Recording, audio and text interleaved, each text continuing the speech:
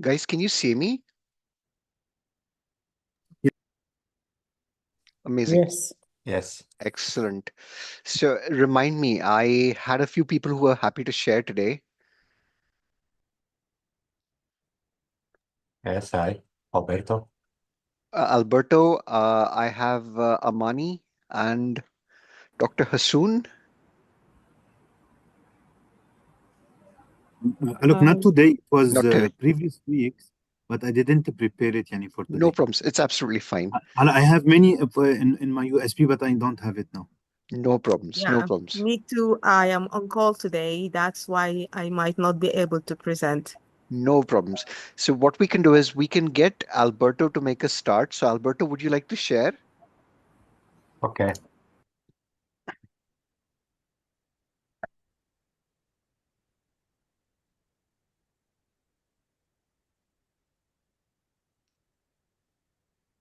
Just a minute. Yeah, take your time. No hurry. Need to find the share. Okay. Are you seeing me or not? The Yeah. screen or me? Yeah, I can see you. Not that. I want the screen. Sorry. No problems. Take your Uh, time. okay.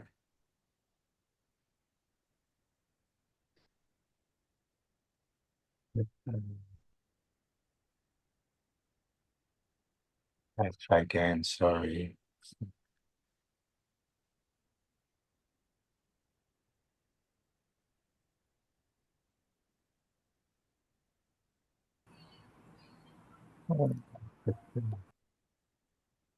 I think this one here. Okay. Yeah, excellent. Okay. Then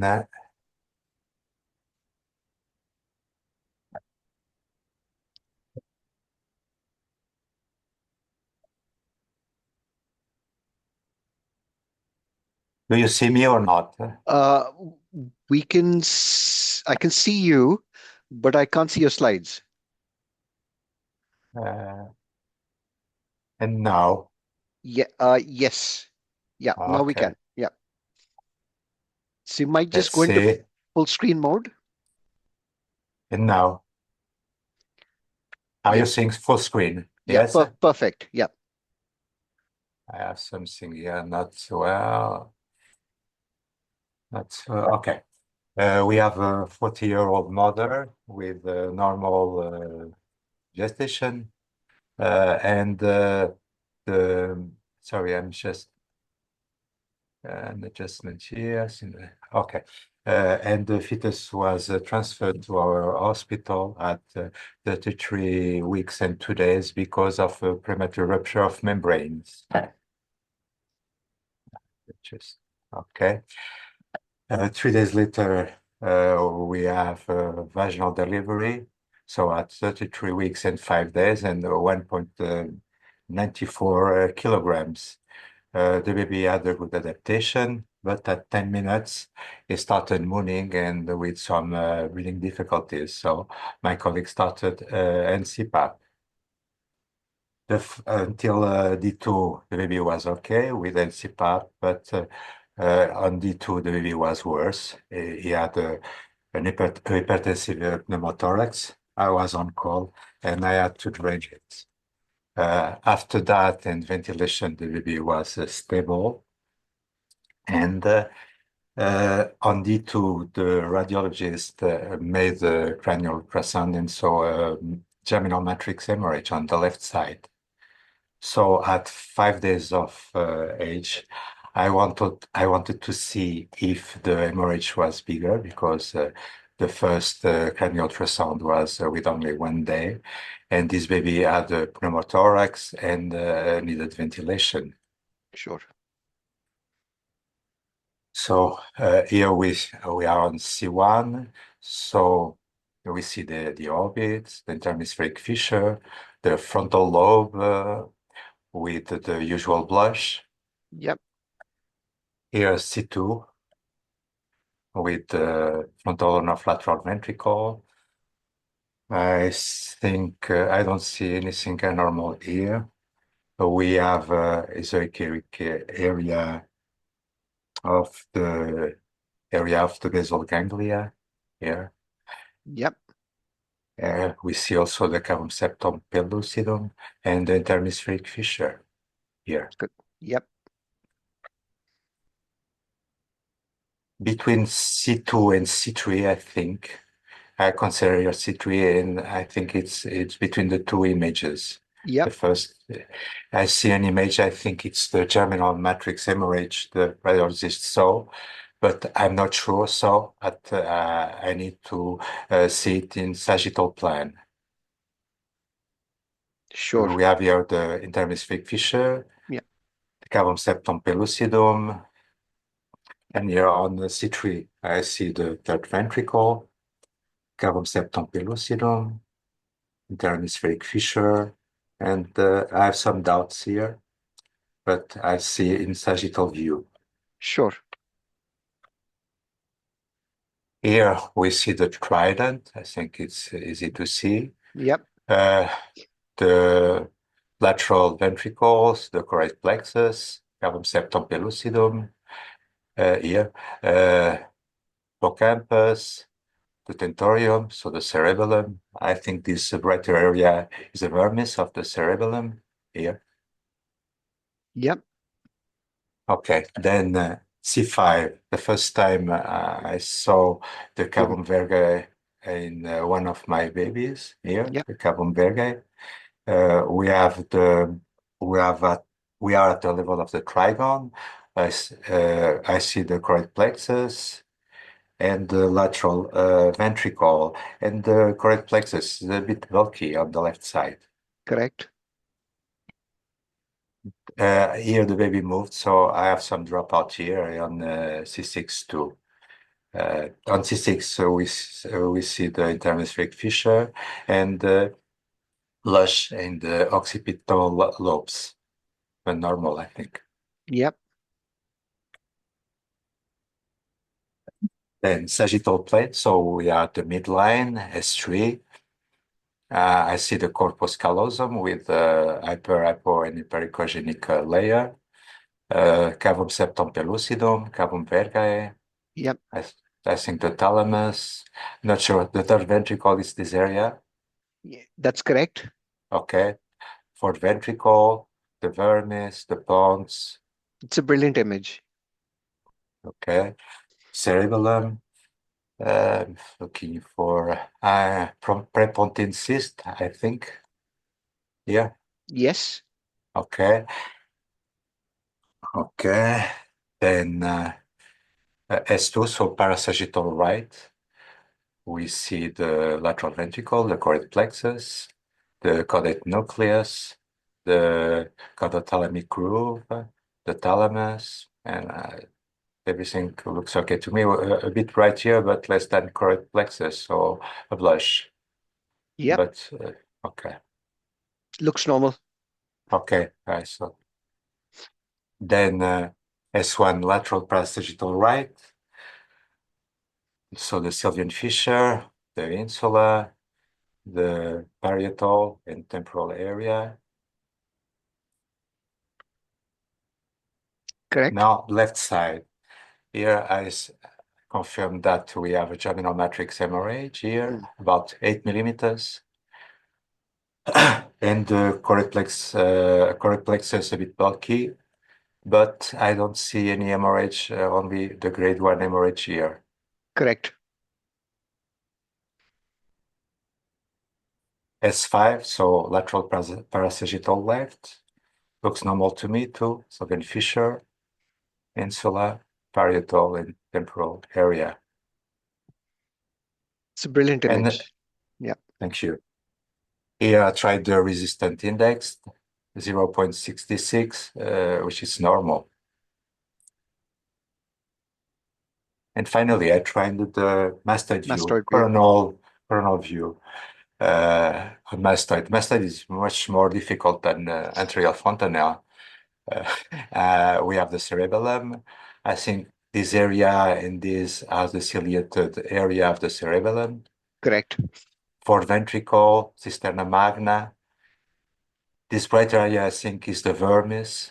Uh, and I didn't see any hemorrhage, but I knew No, there's with no this. hemorrhage. Midline looks bright as the vermis does normally, and the hemispheres look normal ciliated appearance. Can I just ask, are you using the same settings that you used for the anterior fontanelle in the mastoid fontanelle? No, I changed a bit. You changed a bit. Uh, Yeah. So, I mean, it's visible. You just have a little bit of what I'd call as blurring. Now, that might be because of the way it's portrayed on the slide. So you might have a better image on the actual screen. But one of the things that you might want to do is use a slightly higher frequency. okay, because it's more superficial. Yeah, Okay, yeah. Especially okay, when you're doing it from the mastoid view, the okay, cerebellum will be very superficial. So don't hesitate. You can use a frequency of up to 10, even extremely preterm babies, you can try 12 as well. And I mean, it's a brilliant image. You see the fourth ventricle very nicely with the cisterna magna. And we're going to talk a lot about this view today because this is very important for the posterior fossa. okay. Being able to perform the posterior views is absolutely crucial. I'd say less the posterior fontanelle, but doing the mastoid view is really, really helpful. So brilliant. Thank you. Can Hi. I ask, does anybody else have any images to share? Uh, I can do, sir. Good. Excellent. Manju, go for it. Okay.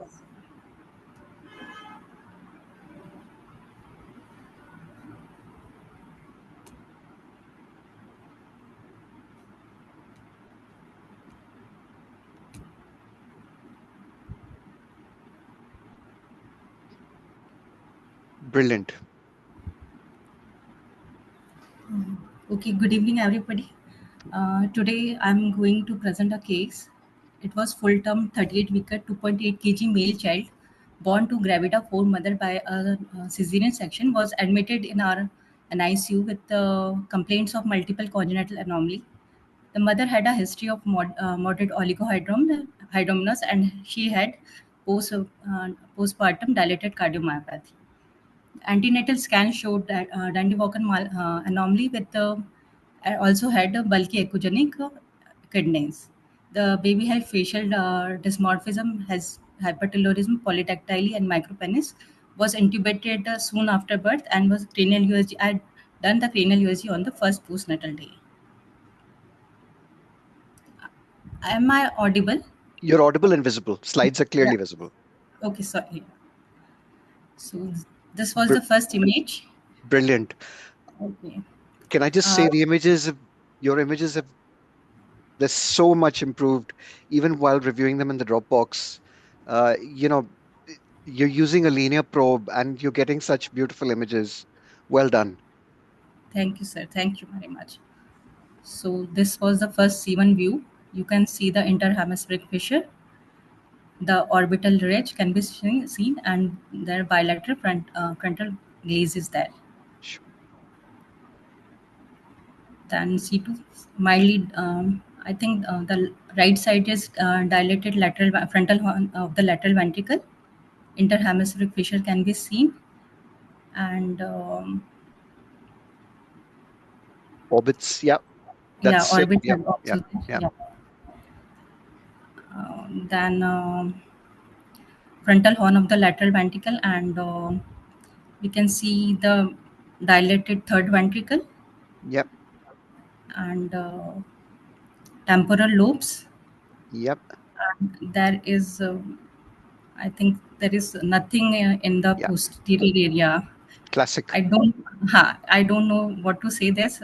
So basically, it's anechoic. So you see a large anechoic area in the posterior lobe. And when I do the presentation today, I'll explain how you will talk about it. But what is Okay, very important is that at this stage, you have an antenatal diagnosis of suspected dandy Dandy-Walker walk. Yeah, malformation. yeah, Now, we have four differentials. And really, when the cyst is this large and you can't see the cerebellum, then really, okay, from our perspective, the likelihood of this being a posterior fossa cyst with possible dandy walkers is your first differential. But just yeah, remember, you can also get arachnoid cysts, which present like this. You can also get dandy walker variant, a Blake's pouch abnormality, and you can get what we classically call is Vermean hyperplasia.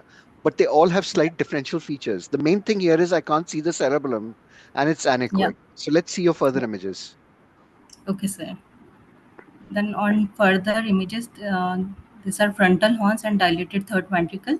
Hmm. And here somewhat I'm seeing the vermis, I think, That's correct. And a and cisterna magna that's prominent. yeah, prominent cisterna magna, and also these spaces are also Yeah. S- it's s- nothing.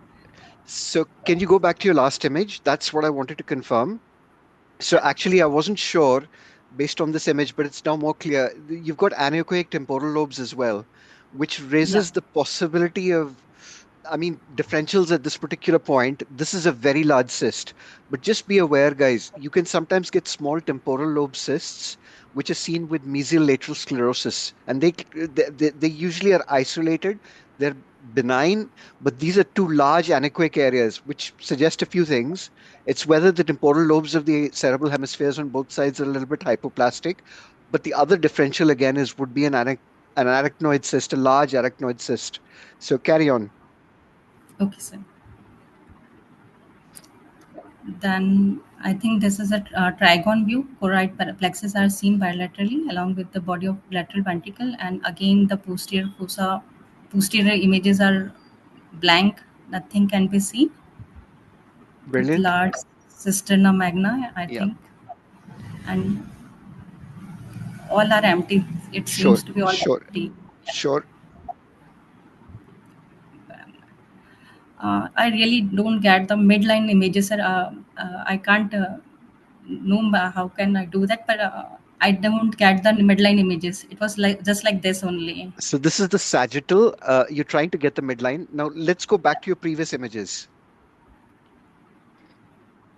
Before this, so can I just say that you can see an element here, and I'm just going to use my, I can't mark on your screen.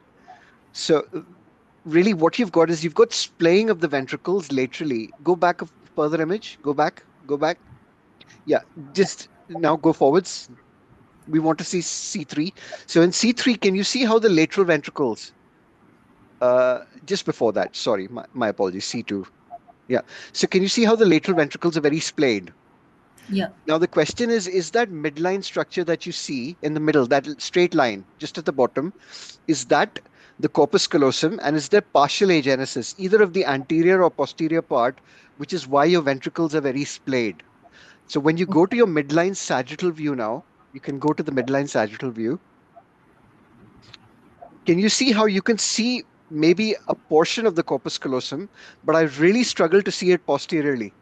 I really struggle to see the cerebellum posteriorly, and you can see the ventricular system. So at the moment, you basically can see, and I wish I could annotate this. Let me see if I can. No, it's not letting me. So Okay, sir. take your arrow. Now, yeah, Yeah. just go above to the straight line above. This one. That, yeah, that is probably a remnant of the corpus callosum. But when you go anteriorly, you can't see it. Yeah. Okay. Okay. And when you go Yeah. posteriorly, you can't see it either. And it Yeah. basically ends in a cyst-like structure. Yeah. Okay. Yeah. Now, whether that's an element of the ventricular system, because when you go down, can you see the ventricular system? The Yeah. arrow? This. Yeah, as you Yeah. go down, which is Yeah. very posterior. And Yeah. the reason for this is it's a posteriorly displaced ventricular system. And you often see that in cases of Dandy Walker malformation. But if you go behind that, what you can see is a hypoplastic cerebellum. So just below, just below. So can you see This the one. fourth ventricle? Go to the fourth Yeah. ventricle. This one. No, just behind. So no, no, no. That's below. You're going there. Go up. Yeah, and now go back. So that is probably your third ventricle. Go down into the middle. Into the middle. Yeah, a little bit further down. Now I want you to move to your left. My left. Okay. Yeah, your left. Brilliant. Further, further. Now that is basically the vermis. Okay. And the cerebellum that you see below, can you see the cerebellum around it? It's hypoplastic.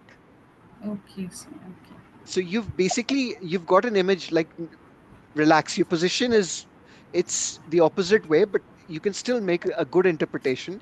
And behind that, can you see how much space there is in the cisterna magna? Yeah. So that basically could be a posterior fossa cyst, could be a cisterna magna that's enlarged. And the only way to truly really say that is to now do your mastoid view. But let's look at your images. Let's look at your image. It's a brilliant image. Okay, so this were left parasagittal views. Yep, We can see lateral ventricles yep, and choroid plexus also, correct. and bulky choroids and lateral Bulky. ventricles. Yeah, Yep. and And very beautifully, I can see that you're trying to demonstrate the whole C, but you're struggling. And it is yeah. because of the fact that the ventricles are splayed wide, and they're probably quite difficult to get in one single view. But well done. Well done. So, same goes with right side. This is right side, sir. Yeah, brilliant. Yeah. Exactly the same. Again, just can I say that in the right side again, you're getting a little bit of what might be a remnant of the corpus callosum on the image on the left. Just, Okay. no, image on the left. Image on the left. Yeah, there. So that is actually, you're still midline there. Okay, sir. Yeah. With a, This. yeah, yeah. Okay. Okay. And then really when you look at the next two images, you get your ventricle on the right. Yeah. Brilliant. Okay, sir. I had one more case, sir. Yeah, absolutely. Now, it's really important. Is this baby still with you? No, sir. He's left. Okay. It would Yeah. have been a fantastic way to do the mastoid image. Now, I want Okay. all of you to look at me. This is quite crucial. When you do the mastoid view, the important thing is often we will do the anterior fontanelle. You can go to the posterior fontanelle here as well if it's wide open, as might be the case in children who have Dandy Walker, in particular if you have a very large posterior fossa cyst, because the ventricles may also be dilated. But what is very important is that if you want to get the mastoid view, you put the baby on his side. Like if you look at my phone, you're putting the baby on the side and you are trying to get the mastoid view. And I would say the best thing to do about the mastoid view is to try and get both the coronal as well as the tangential views. And actually, it's the tangential view that gives you a very good image of any cysts of the posterior fossa. But you have to direct the probe. So if you're looking at me and this is my side, and you're looking at the mastoid view tangentially, you're going to direct the probe inferiorly to try and get the cyst. Okay? But well done. Brilliant images. We can move to your next case. Okay, sir. Just So, one Yeah, question about this. please. That on the left choroid flexus, there is little bit brighter than the right. So is Let's there have a look at any, it. just the left side, is there any bleeding in it? Or I don't think so. I think it's just bulky choroids. I'm not convinced that's a bleed per se. I think that's just bulkiness of the choroid. It's very regular, especially when you look at it in this view on the left-hand side image. On the middle image, it kind of merges with the wall, which kind of makes it have a blurred appearance, but I'm not convinced. No. Carry on, okay, sir. Manjuji. G. The radiologist reported it as bilateral frontal horns appear Yeah. to be mildly dilated. Third ventricle was dilated up to 12 mm. Fourth ventricle, they also said, appear to be dilated. Cerebral spaces are widely spread, and one is hypoplasia and enlarged cister magna. Okay. So this is Dandy Walker variant, Okay, sir. because technically you have an enlarged cisterna magna, and that is why it's one of the differentials. You can see it. So you can see the enlarged cisterna magna there, and you have the cerebellum. It's not completely hypoplastic. It's small with a vermis. So this is kind of a variant of Dandy Walker. It's a type, and we classify it into four types. But for all practical purposes, I want you to remember that true Dandy Walker will have a proper posterior fossa cyst, and the Okay. cerebellum will be absent to very hypoplastic. But in Dandy Walker variant, the vermis may be present, the cerebellum may be present. The vermis is usually the bit that is Hypoplastic. It's difficult to see in this view. It's best seen in the mastoid views. Carry on, G. Okay. Okay, those, just second case was this baby was 35 plus weaker, of weight to 2.2 kgs, male baby born to gravida to mother via section delivery in view of multiple congenital anomalies, and was admitted in view of respiratory distress since birth, was kept in non-invasive IPV and was settled in non-invasive ventilation, and now he's tolerating tube feed well. The antenatal scan showed a Shari malformation with spina bifida type 2, and cranial ultrasound was done on the second postnatal day. So this was the first image. Yep. You can see interhemispheric fissure with grossly dilated ventricle in the first C1 only, along with the both orbits, orbital ridge. And this was the first view. I can't go and more anterior. No, I get it. Because of the nature of the probe, it's a linear probe. Absolutely fine. I completely understand. Brilliant. This was the first image, sir. Then again, grossly dilated frontal horns of the lateral ventricles, and this, I think it is temporal horns. Correct. It That's started temporal up to, horns. yeah, You can see a little bit of choroid just at the bottom coming in on the right now, just towards your right. Yeah, that's the margin. Just above that, there's a small amount of choroid plexus that's visible there. Yeah, yeah. okay, It'll yeah, start coming into view when you go to your next image. Yeah, yeah. yeah. Then lateral frontal horns are grossly dilated, and some temporal horns appears to be dilated also. Interhemispheric fissure is there, and this is choroid you are saying. Sure. Then on further going posteriorly, it appears to be merging of both lateral and temporal hump. Yep. I can't Massive, go. massive Yeah, hydrocephalus. Yeah, yeah. yeah. And this is also dilated, and this are choroid plexus. I suspect it's a remnant of the choroid plexus. Correct. Yeah, yeah. Then Yeah. further posteriorly, Gross it is gross hydrocephalus. dilated, and almost it has become a cavity only. Yep. Are Foss. these choroid plexus, sir? Yeah, they are choroid plexus, uh, Okay. basically floating within the ventricular system. And Ventricles only. yeah,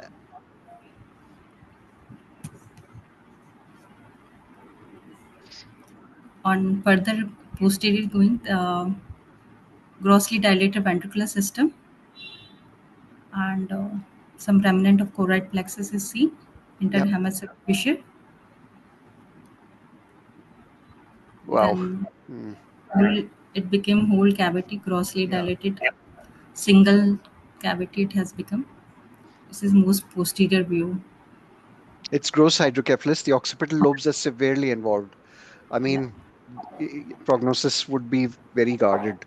And this is the kind of baby where even with the lumbosacral kind of anomaly, you might need a shunt. It'll be very interesting to see the midline views, what we can yeah, see of them. Yeah, yeah. So this was the midline view with the grossly dilated lateral ventricle system, yeah, and then cerebellum, then correct.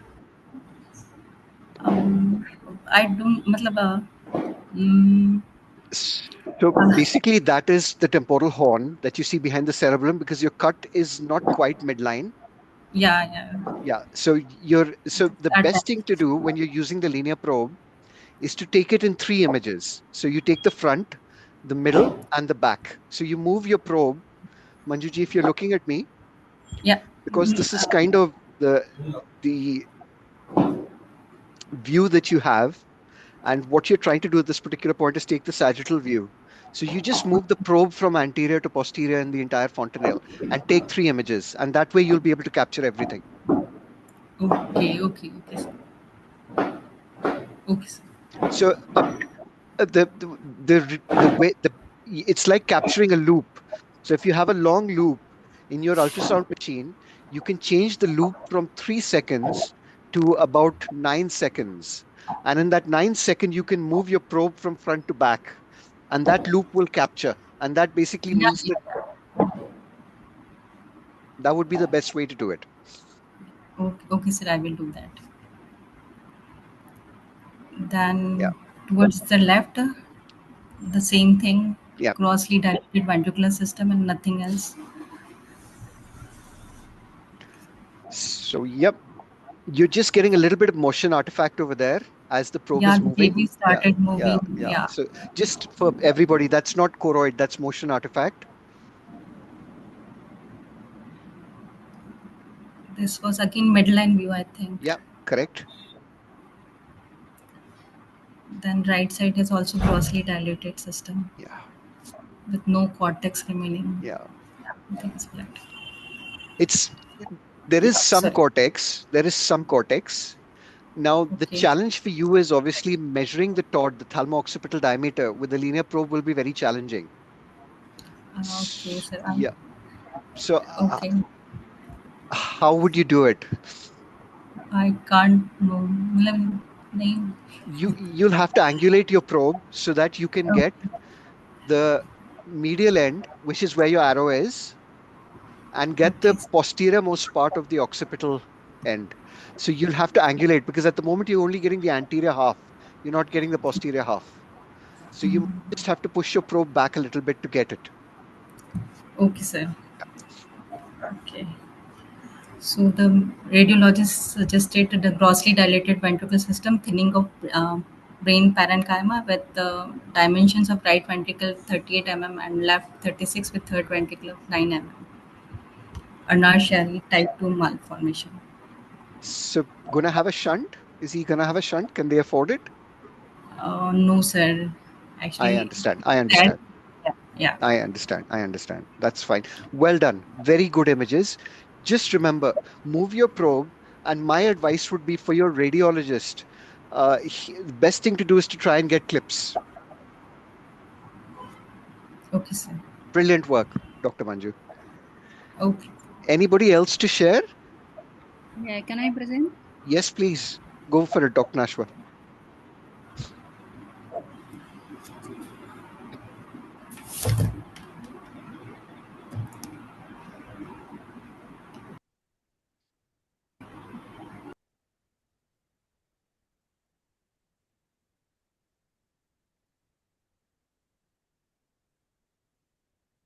So just while Nashwa is getting her slides, any questions?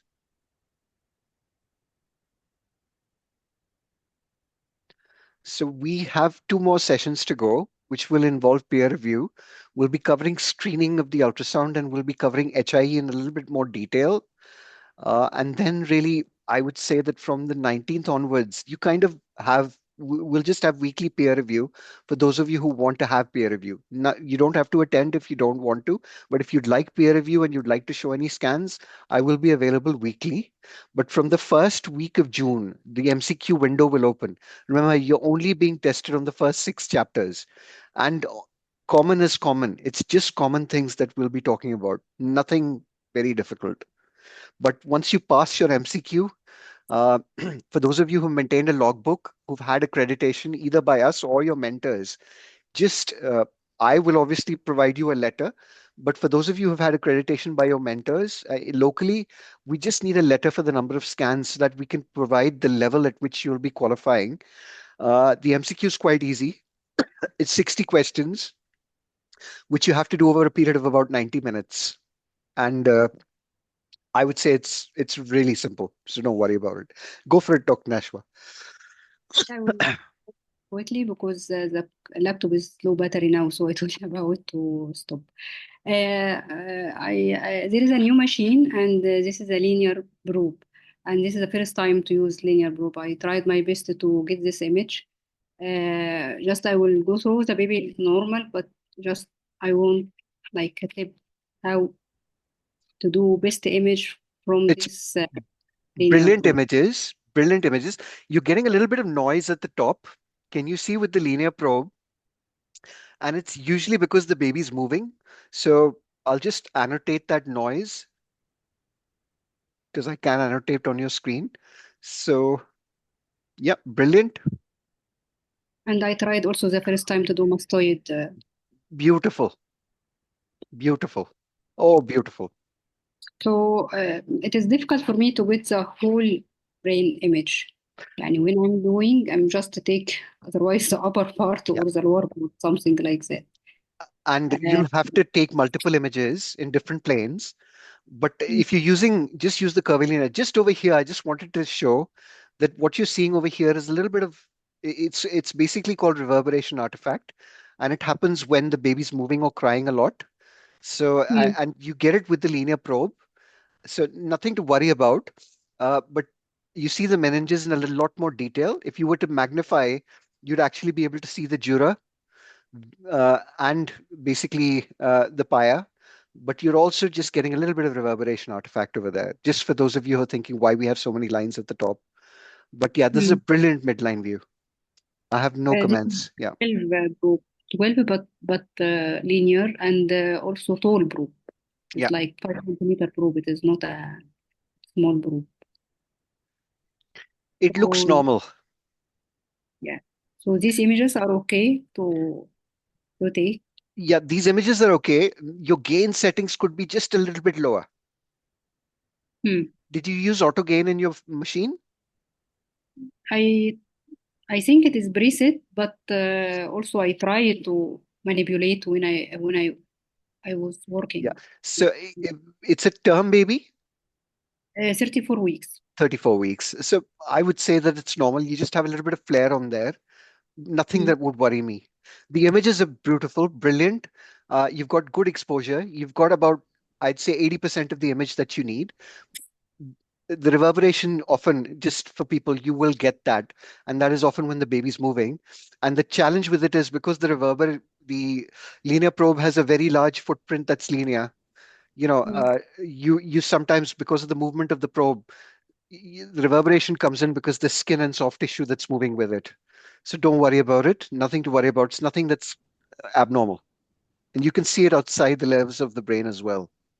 So brilliant Uh, images. when, when I try to use the Kelp linear probe because also it is big probe for the fontanelle, I didn't get any beautiful image. يعني I think the linear was much working with me than the Kelp linear because both probe are big.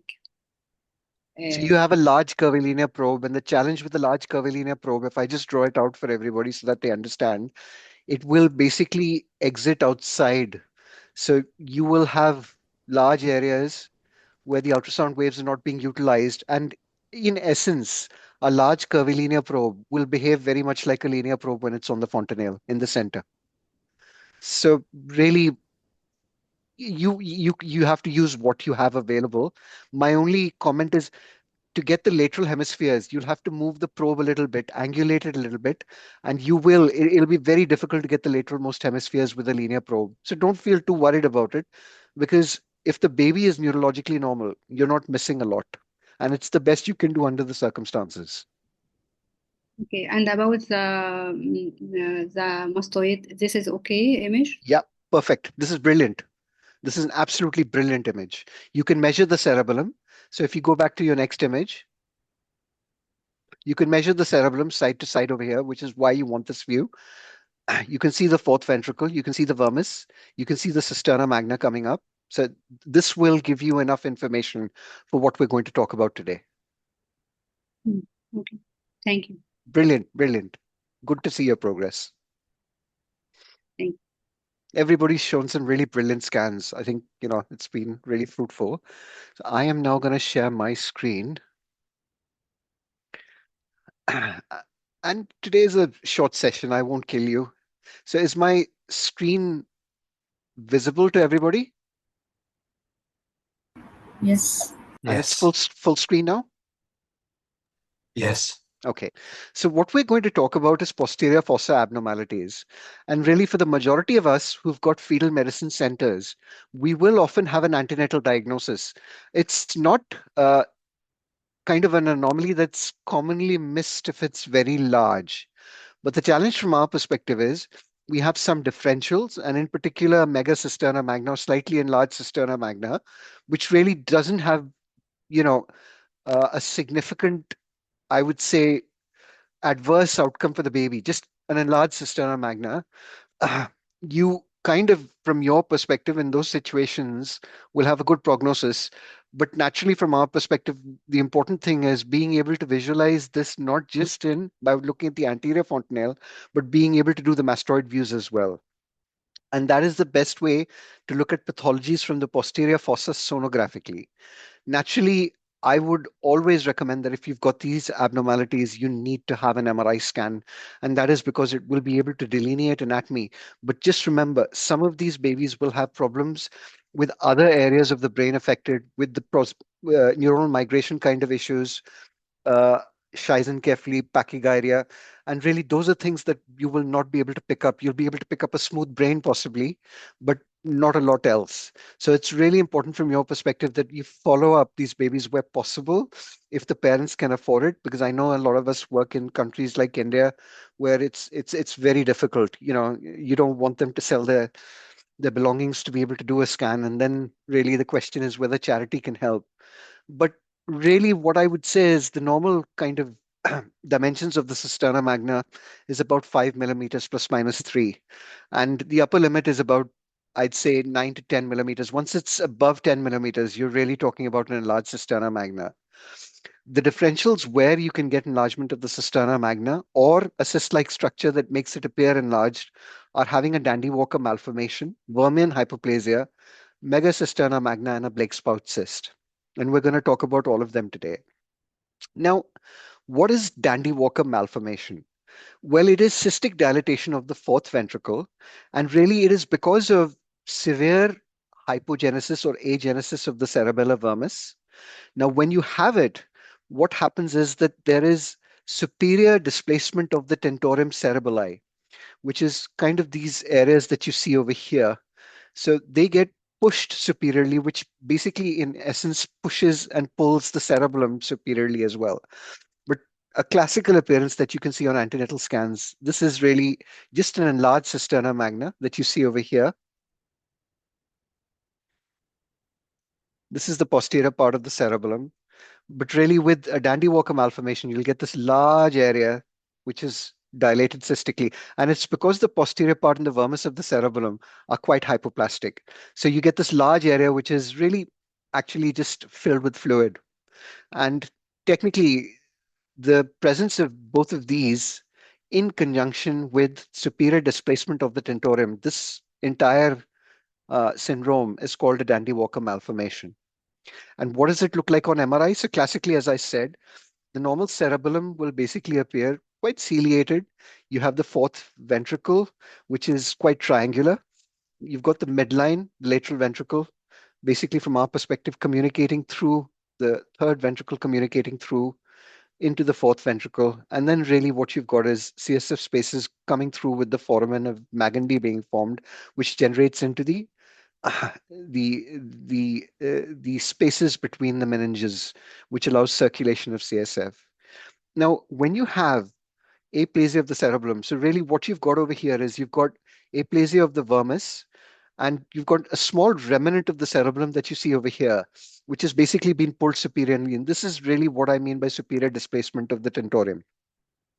But because of superior displacement of the tentorium, you get this large area of what was previously cisterna magna becoming enlarged with a large posterior fossa cyst. And this basically, this filling of the posterior fossa, this is the classical Dandy-Walker malformation. Now, on ultrasound, as you saw, very similar to the scan images that you saw with Manjuji, you find that really when you get and go into your C5 and go towards your C6 images, you start finding this large area of what we call is just an anechoic kind of appearance. Now, at this particular point, there's an element of the cerebellum that you can see over here. But really, from our perspective, the best way to visualize this is to really go into the mastoid views. And you can see the severity here in that you've got quite severe hypoplasia here with a posterior fossa cyst. This is much more severe. So here you've got some remnant of the cerebellum, but you've got virtually no cerebellum visualized over here. So massive posterior fossa cyst. And you can see how severely the brain has been affected by it. Large amount of extraxial space with, very poor sulcation gyration, very poor maturity of the brain. Uh, this is a milder kind of variant of it where there is vermis hypoplasia. It's called Dandy Walker variant, where the cyst is not so enlarged. So really, when you're looking at your C5 and 6, this is what you can see, a large triangular space. Now here you can't see the cerebellum at all. So again, when you look at this image that I showed you over here, you can see a remnant of the cerebellum. But in this image, it's very severe. I can't see the cerebellum at all. I can only see the back, which is basically very anechoic. And that is manifest over here as well. I can't see the cerebellum. There's complete agenesis of the cerebellum, and that just indicates that you've got a large anechoic cystic area. Now, Dandy Walker variant is similar, but just remember that actually, from our perspective, the vermis is not completely absent. So here, the cerebellum is absent. Here, the cerebellum is hypoplastic. So that's why your cisterna magna has a large cystic area at the back, which is filled with fluid. Here, with the Dandy Walker variant, what you've basically got is you've got vermis being absent or hypoplastic. So it means that rather than having just a pure cyst, you've got enlargement of the cisterna magna. So it's a Dandy Walker variant. It's similar. Uh, what we know from our perspective is that it's a spectrum of the same condition, but less severe. And really, what I'd say is that with both of them, there is a risk of having other extra cerebral problems, as I've shown you. You know, if you look at the MRI over here, you can see how hypoplastic this corpus callosum looks. It's really posteriorly, there is no corpus callosum over here in the midline view. So you can get agenesis of parts of the corpus callosum. You can get quite significant cortical abnormalities, neuronal migration kind of problems. And often in these babies, if you investigate them, you can get chromosomal problems as well. Now, they have to be differentiated from a condition which is called megacisterna magna, where the cerebellum is normal. It is formed and it is not superiorly displaced. All you've got is enlargement of the cisterna magna, which is well seen in both your midline sagittal views. You can see these are all same. The cerebellum looks normal. The vermis of the cerebellum looks normal. And you just got this enlarged space over here. So if you find that the cerebellum is normal and the vermis of the cerebellum is seen with a normal ventricular system, as you can see in both these images, then really what you're thinking about is the possibility of a megacisterna magna. And really, from your perspective, measurements, simple, from the bottom of the cerebellum downwards. So if I just annotate it. So this distance is what you're measuring, or this distance over here. And really, from our perspective, distances of more than 10 millimeters in this particular view really indicate from our perspective that you've got an enlarged cisterna magna. Now, an enlarged cisterna magna can vary from between 10 to up to 20 millimeters, depending on how severe it is. But really, from our perspective, there are now nomograms that I will share with you that help you measure the size of the cerebellum. And these nomograms have been generated by basically measuring the transverse cerebellar diameter. Now, naturally, if your transverse cerebellar diameter is normal and is appropriate for that gestation, and what we know is that the distance in millimeters equates to gestation in the baby.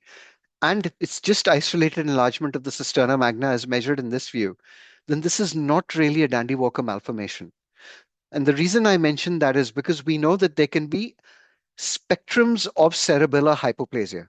So you may have a cerebellum that's hypoplastic over here, and it's very difficult then for you to say, is this just a dilated cisterna magna, or whether this is genuinely maybe a mild form of Dandy Walker malformation.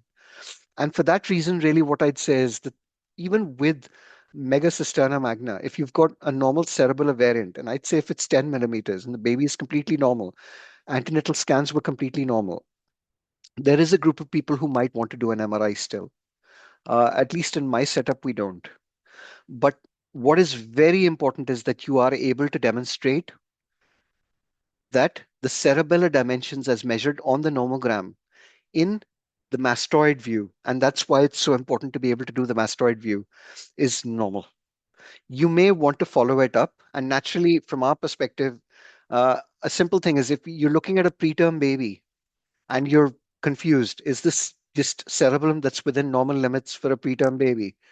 Then really from our perspective, you may need to follow that up very closely, because if the cerebellum appears more hypoplastic and doesn't grow, the question is, are you dealing with something else? And again, in those situations, I would not hesitate if I'm confused or concerned to get an MRI done to try and quantify the posterior fossa, because it's much more appropriate. Now, when we talk about simple Dandy Walker malformation, the prognosis is largely dependent on a few factors. First of all, how severe is the cerebellar hypoplasia? Is it absent? Do you have a massive cyst? Is it associated with dilatation of the ventricles? Is there a degree of hydrocephalus that's present with it? Now, if you find that there is hydrocephalus with other cortical malformations and corpus callosal dysgenesis, as I've spoken about, then really what you should be looking for is making sure that the child does not have a chromosomal problem. And in those situations, sending a whole exome sequence, at least in our setup, would be the norm. What is very important from our perspective is that these children can have significant developmental delay. They can have problems with significant speech delay, their cognitive abnormalities, and a poor intellectual outcome. Can vary from anywhere between 30 to 70%, depending on studies that have been shown. For those of the children who have massive cysts, so can I just say that as they grow, this is a massive cyst. This is a massive cyst. Now, because of the nature of this cyst, what it can do is it can obstruct the ventricular system. So here you can see the ventricular system quite easily. But actually, over here, in situations like this, the ventricular system it can get obstructed. And you can start developing dilatation of the ventricles. Now, there are some schools of thought that if it's so large that your ventricular system is obstructed, is that really this needs to have shunting. And a shunt might be placed between this cystic area and the intraventricular space to kind of decompress it. Now, naturally, that then subjects the child to having at least a further surgical neurosurgical procedure. So often these children, if it's massive, we usually don't shunt them at birth. We refer them to the neurosurgeons. They review, and it's not unusual for them, if they find that there is evolving ventricular dilatation, to consider doing a shunt after 8 weeks of life. But in some cases, if it's very mild, the cerebellum is formed. The child does not have any other dysmorphology. Now, here you can see the corpus callosum is absent. So, this is worrying. Also, I mean, I'm just looking at the dysmorphology here. It's a very smooth brain. If you look at sulcation and gyration in A, so, the question is, if you're finding a neuronal migration disorder over here, the prognosis is going to be worse, even though you have not a severe form of the Dandy-Walker malformation because of the other extracranial problems. Hence the reason why MRI and chromosomes in these babies become very, very important in order to be able to give a prognosis to the parents. We will often refer to genetics, who will get genetic testing done in our setup simply because of insurance reasons. It gets covered. Now, when you look at isolated cisterna magna without hydrocephalus, the majority of them, small amounts, no significant problems. These children tend to do developmentally very well. So I don't want you to freak out if you see isolated cisterna magna with no colossal abnormalities. So the corpus callosum is intact and you do not have dilated ventricles. As I've mentioned to you, if you do have dilated ventricles, especially if the posterior part of the horns of the ventricles are dilated, it's something that you may wish to follow up. And I think if you have ongoing enlargement, you are almost certainly going to have an MRI done. And those are babies where I'd have a much lower threshold, as I said, of thinking about doing chromosomes early on, because we may well pick up on whole exome sequence chromosomal abnormalities. Now, if you have vermin agenesis, as I've demonstrated to you over here, it's midline view. Can I just say an isolated absence of the vermis of the cerebellum without any other abnormalities, no hydrocephalus, no dilatation of the ventricles, and just mild enlargement of the cisterna magna, children can be developmentally completely normal. So just be careful about prognosticating parents and saying, and giving them the prognosis from our perspective is variable. They can have developmental delay and cognitive problems. But in my experience, if it's just vermis absence, they can also be developmentally normal. And I would say that it's important for us to say to the parents that in those situations, you will follow them up. Now, I'm just covering prognosis in a little bit more detail over here. So if you find a Blake spout cyst, or, and I'll talk about that in the next few slides, or a megacisterna magna, really in utero, these two anomalies, the cisterna magna is often large in utero because the cerebellum is growing, then really about a third of cases will resolve in utero. By the point we've come to the third trimester, actually, we find that the majority of cases have spontaneously resolved. So in utero resolution is the norm. And if there are no other associated abnormalities, this study by Gandolfi basically shows that developmental outcome at 5 years of age was normal. So again, what I'd say is that isolated cisterna magna, no hydrocephalus, no other abnormalities, nothing in the child that looks dysmorphic. Prognosis is usually good. In fact, if you find it antenatally, there's a good chance that this will actually resolve and the postnatal scan will be normal. And that can also be the case with a Blake spout cyst, which I'll talk about. With isolated Dandy-Walker malformation and Vermin hypoplasia, there can be novel developmental outcome in mild cases. And really, it can be as high as 50% in this study, which looked at a good 50 to 60 cases. So again, don't write them all off. If you have just a mild variant, as you might see, with normal development of the corpus callosum, with just a small cyst and the cerebellum being mildly hypoplastic, those babies could be normal developmentally. Again, an MRI would help delineate that further. Again, if they have normal chromosomes, that favors a good prognosis in these situations. Any questions before we go on to persistent Blake spout cyst? Yes, dialogue. May I ask you? Yeah, please. Tell me, please, is it possible to diagnose a hemorrhage to post fossa? Is it a different sign than a cisterna magna or no? No, so you're saying a hemorrhage in the cerebral hemispheres? No, in Yeah. post fossa. So experience says that if you had bleeding in this region, like over here, Yes, yes. Mm-hmm. so what I'd say is that yes and no. Experience says that if you have bleeding over here, then really what you'll get is you'll get a lot of echogenic material in that area. I'm going to be honest to say I have to date never seen it. But we have a lot of people with a lot of experience over here, so they may well have seen it. Have you seen it? Yes, we have only one case, Hmm. but unfortunately we couldn't diagnose this when baby was alive. It was Okay. diagnosed only after her Postmortem. death. Okay. Mm-hmm. Sure. It's going to be a challenge because really to be able to diagnose it, you'd really need to get your mastoid views. And in term babies, if the mastoid views are quite small, and that's why I would say the positioning is very important. Uh, Experience says that if you have a dilated posterior fossa to this point, your mastoids might actually be a little bit more open than normal because of, I would say, the cyst causing, you know, pressure in those sutural areas. So put the baby right side down. And as I said, take a tangential view, look at the inferior part of the posterior fossa. And that's the best way to get this view that you see over here. But really, if you have blood there, it'll be echogenic. It'll be as echogenic as you see because this is really, I mean, technically the cisterna magna is an empty space. So if you have blood there, it'll be echogenic and the ultrasound waves will reflect over it. Any other questions?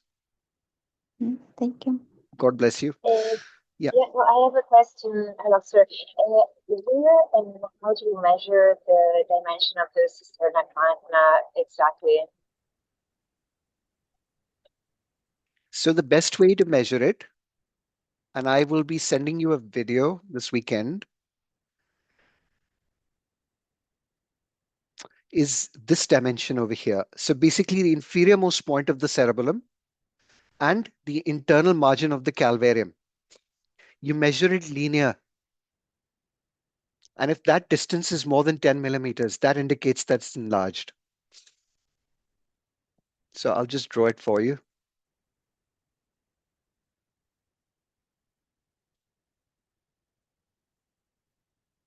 So this distance is what you're measuring, inferior-most point of the cerebellum and the internal area of the calvarium.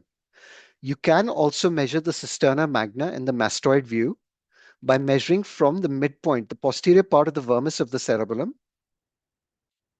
to that margin that you see over there. But just as I'm going to explain to you now, you have to be very careful because dilatation of the cisterna magna is a differential. You can see a dilated cisterna magna, but what is important is that you do the mastoid view to rule out that this is not a Blake spout cyst. Now, again, enlargement of the cisterna magna will also be there if the vermis is hypoplastic. That in itself is not pure enlargement of the cisterna magna. That is really hypoplasia of the vermis of the cerebellum, and that condition is Dandy Walker. Do you get what I'm saying? Yes, thank you. Now, what is a persistent Blake spout cyst? Now, the Blake spout is a normal embryonic cystic remnant of the fourth ventricle that bulges into the cisterna magna. So really, when you look at the ventricular system, you have the ventricles, you have fluid coming through. You then basically have fluid coming through into the ventricular system, entering into the fourth ventricle. And really, from your perspective, this is the vermis that you see over here. But just in the region of where fluid enters through the foramen of Magendie into the CSF spaces to get into the CSF spaces around the meninges, you have a normal remnant that's there in the embryonic period of the baby. And this is basically called a Blake spout cyst. And in the majority of cases, by the second trimester, after 12 weeks of age, this Blake spout cyst has completely dissolved, and you get these small foramina that you see over here, which is basically called the foramen of Magendie, really allowing communication to the posterior parts of the CSF spaces. If this fenestration, as you can see over here, does not occur, then really this fluid in this extra embryonic kind of remnant does not disappear. And what you get is a persistent Blake spout cyst. Now, in more than 50% of cases, like when they do MRIs in utero, it may be visible and it can be quite large. It can be as large as being as large as that.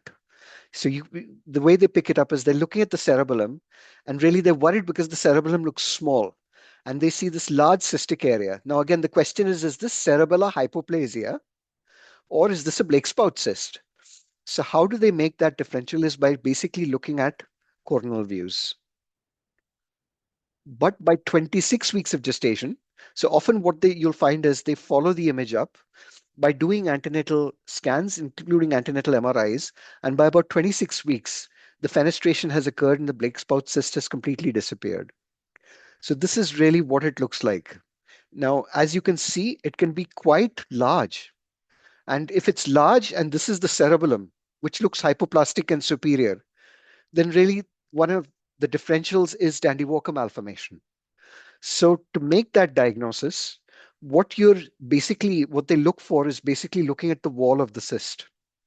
So if they can see the wall of the cyst, as you can see over here, then that indicates that this is a Blake spout cyst as opposed to being a Dandy Walker malformation or variant. One of the things that we have to be careful about is that in some babies where it's present, there's no fenestration of the CSF spaces in formation of the foramen of Magendie. And really what happens is, or you may have partial fenestration. And if there's partial fenestration, then CSF flow may be obstructed. And there has been a description of hydrocephalus in some children who've got a Blake spout cyst in utero. And those are babies, again, where prognosis becomes a little bit more guarded.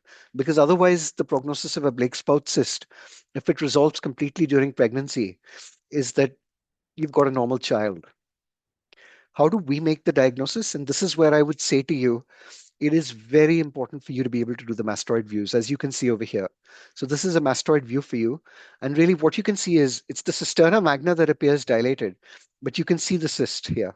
It's a remnant. Now, as I've said to you, there is a very good chance that even with this Blake spout cyst, if there's no other abnormality, no other hydrocephalus, that it can remain, it can stay there for the rest of the person's life. And because there is some fenestration, CSF flow will be unimpeded and the child will be completely normal and will be developmentally normal as well. If obviously there is a Blake spout cyst that's there, it's not unusual. And at least in our center, I think if it's a present, we have opted to refer to the neurosurgeons, neurology team, and for neurodevelopmental kind of a follow-up. And it's really their decision then whether they want to get an MRI or not, mainly because of insurance reasons. But in this, just remember the cerebellum with its hemispheres and the vermis, they're completely normal. So if you're not seeing hypoplasia of the cerebellum, and again, that's why you need to measure the distance, demonstrate the vermis, the cerebellar hemispheres, and use the nomogram. And if it's normal, really, and you can see the cystic structure with no other abnormalities, and an MRI that's also completely normal, then actually, from our perspective, there's nothing that you need to do. And prognostically, these children should have a good prognosis. The majority, as I said, have regressed by the second trimester. Often children will be completely asymptomatic. We've talked about the fact that there may be an association with hydrocephalus at birth and evolving later on in childhood. So these children do need neurodevelopmental follow-up, though they'll be normal, and measuring the head circumference becomes important. There is a study that shows an element of aneuploidy, and the incidence of having any extra cranial problems, it's only 11%. It's been reported to be as high as 25.3. So just examine these children very well, please. Just make sure that they do not have any other problems. I think if you wanted to do an MRI in situations like this, it's better to get one done. The most common isolated anomaly that you see in the extracranial malformations and the form of aneuploidy is trisomy 21. And if you find hydrocephalus in a child with trisomy 21, it's important that you make sure that the child doesn't have a Blake spout cyst. So often they'll have an MRI anyway if they have hydrocephalus. In those situations, obviously, prognosis becomes a little bit more guarded. But on the whole, these children tend to do very well. So in summary, what I would say to you is your approach when you're looking at your cranial ultrasound is really most of these children will present with an enlarged anechoic area, as you can see over here. Your differentials, depending on whether the cerebellum looks normal in structure and anatomy, you can look at the vermis, you can look at the cerebellar hemispheres in this view. And if you demonstrate that it's normal with just enlargement of the space and no cystic structure, then that fits with an enlarged cisterna magna. On the other hand, if you find that there is either absence of the vermis or what I would say is superior displacement. Now, superior displacement of the cerebellum may not be seen, but if you see this kind of a structure in both these views, then really that is unlikely to be an enlarged cisterna magna. You can't see cerebellum over here, which you would see with an enlarged cisterna magna. Then that would fit more with a Dandy-Walker malformation or variant. On the other hand, if you are able to determine that you can see the cerebellum normally, as you see over here, no superior displacement, and you can just see a cystic structure in that region with no other extracranial abnormalities, that is a Blake spout cyst for you. The reason you need to know it is because in countries where people do not have antenatal scanning, you may be doing a scan for hydrocephalus. And you really need, in those babies who have hydrocephalus, as you've seen with Manjuji's scan today, be able to do the mastoid views if possible, if it's open, because it will give you a lot of information. That's it for today, guys. Short and simple. Any questions? So this presentation, all the presentations so far are now in a Dropbox. I'll share them with you so that you can have a look at them. Just for your test purposes, you only have to watch the first 6 videos and be able to know the grades of IVH and PVL, and you will ace the MCQ without any problems. Just again, I'll put it in the group as well. There are prizes for the people who get good scores. There are 3 prizes. There will be a prize for the highest score. There's obviously a prize for the largest number of scans that people do in their logbooks and keep. Again, if your mentor is able to send me in just a small email to say that you've done this many number of scans, they've been signed off, then I can assert your level of certification. But we will give you a very detailed reference if that is the case. If you pass the MCQ and you haven't maintained a logbook, then you will get certification with CPD. Again, your Dropbox is always open. I'm not going anywhere. So if you want to do accreditation later on or with the next group, you feel you're able to do it, you're most welcome to come back to me at any point. So that's it for today. Thank you, everyone. God bless you. I hope you have a good evening. Thank Thank you. Thank you so much. Thank you.